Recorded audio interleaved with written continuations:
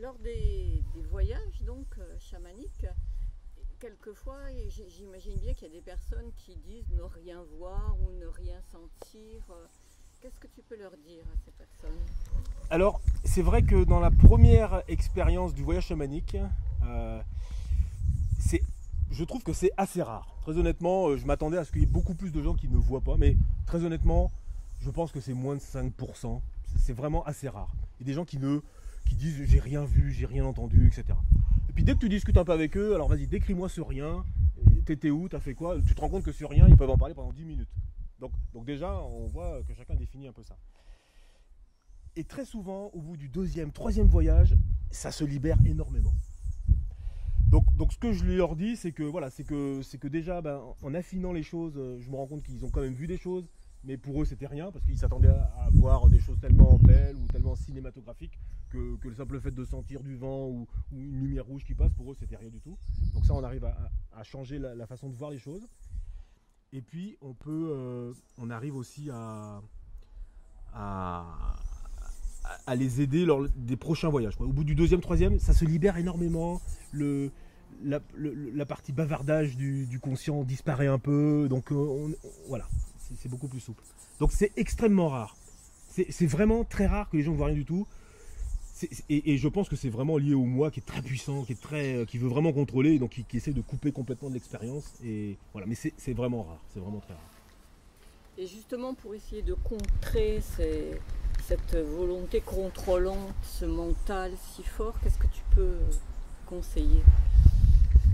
Alors c'est vrai que ce mental puissant, hein, qui veut vraiment dominer notre existence, qui sait ce qu'on doit faire, etc., il ne veut pas que les choses changent. Ce mental, il veut pas que les choses changent. Donc il est très puissant, il prend toute la place. Hein. Il te coupe des choses possibles à faire. Il te coupe des choses possibles à faire. Et, euh, et c'est difficile. Voilà. Donc quand le mental est très puissant, la personne voilà, souvent elle ne se souvient pas de ses rêves, par exemple. Et très souvent, elle n'ira même pas au chamanisme. C'est trop loin. Son mental va trop la couper par rapport à ça. Si, par contre, elle est déjà un peu ouverte à tout ça, c'est que le mental, il peut être puissant, mais pas si puissant que ça. Et très souvent, le mental, il suffit de l'alimenter. Il suffit de jouer son jeu, par exemple, des fois. Parce que des fois, voilà, il a un côté, on va dire, rationnel. D'accord. Donc, bon, on peut définir ce que c'est la rationalité, mais il a un côté des fois rationnel. Donc, il dit, oh ben non, ça n'existe pas, c'est pas possible, etc. Bon, ok. Mais n'empêche que quand tu fais ton voyage, quand tu vois ce que tu vois, ton mental, il l'a vu aussi. Et là, il est obligé de se calmer. Il peut pas dire non. Alors, si je t'ai donné un produit, il va dire ah bah oui, c'est parce que tu m'as donné un produit. Si tu dormais, il va dire que c'était un rêve. Tu vois, il va toujours inventer un truc. Mais quand il fait le voyage consciemment, que consciemment tu vois des choses, tu les entends, tu vois la même chose que le chaman, etc., le mental, ça le calme. Et donc, il prend une place plus tranquille. Et en même temps, il incorpore tout ça parce qu'il n'est pas non plus là pour nier la réalité. Il veut fonctionner dans son système, mais s'il y a des éléments qu'il est obligé d'intégrer, il les intègre. Et puis en les intégrant, il agrandit son façon de faire, et après il prend une place un peu moindre.